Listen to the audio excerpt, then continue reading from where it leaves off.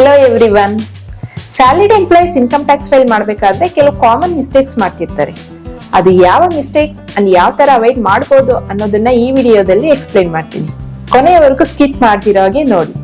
Hi, myself Chaitra P A from Sai filing.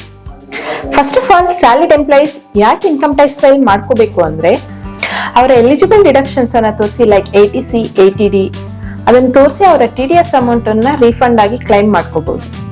And also any losses bear ಮಾಡಿದ್ರೆ, like capital gains, shares ಅಲ್ಲಾಗಿರ್ಬೋದು, mutual funds ಅಲ್ಲಾಗಿರ್ಬೋದು, ಏನಾದ್ರೂ losses ಆಗಿದ್ರೆ ಅದನ್ನ ನೆಕ್ಸ್ಟ್ ಇಯರ್ಗೆ ಕ್ಯಾರಿ ಫಾರ್ವರ್ಡ್ ಮಾಡಬಹುದು.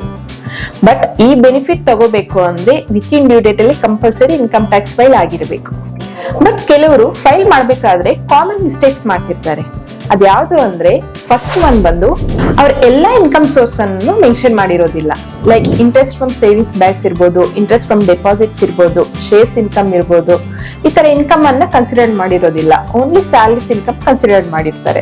ಅಂಡ್ ಸೆಕೆಂಡ್ ಒನ್ ಬಂದು ಕೆಲವು ಡಿಡಕ್ಷನ್ಸ್ ಲೈಕ್ ATC, ATD ಅಲ್ಲಿ ಶೋ ಮಾಡೋದನ್ನ ಮಿಸ್ ಮಾಡಿರ್ತಾರೆ.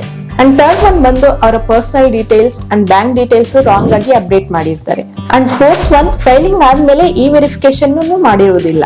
ಈ ತರ ಕಾಮನ್ ಮಿಸ್ಟೇಕ್ಸ್ ಮಾಡಿ ಇನ್ಕಮ್ ಟ್ಯಾಕ್ಸ್ ಫೈಲ್ ಮಾಡಿದ್ರು ಆ ರಿಟರ್ನ್ ಡಿಫೆಕ್ಟಿವ್ ಆಗುತ್ತೆ. ನಿಮ್ಮ IT ಫೈಲ್ ಮಾಡಕ್ಕೆ ಇನ್ನೂ ಕಷ್ಟ ಆಗ್ತಿದೆಯಾ? ಹಾಗಿದ್ರೆ ನಮ್ಮ ಸಾಯಿ ಫೈಲಿಂಗ್ ಅನ್ನು ಕಾಂಟ್ಯಾಕ್ಟ್ ಮಾಡಿ ವಿತ್ ಇನ್ ಡ್ಯೂ ಡೇಟ್ ಅಲ್ಲಿ ನಿಮ್ಮ ಇನ್ಕಮ್ ಟ್ಯಾಕ್ಸ್ ಫೈಲಿಂಗ್ ಅನ್ನು ಈಸಿಯಾಗಿ ಫೈಲ್ ಮಾಡ್ಕೊಳ್ಳಿ. Thank you.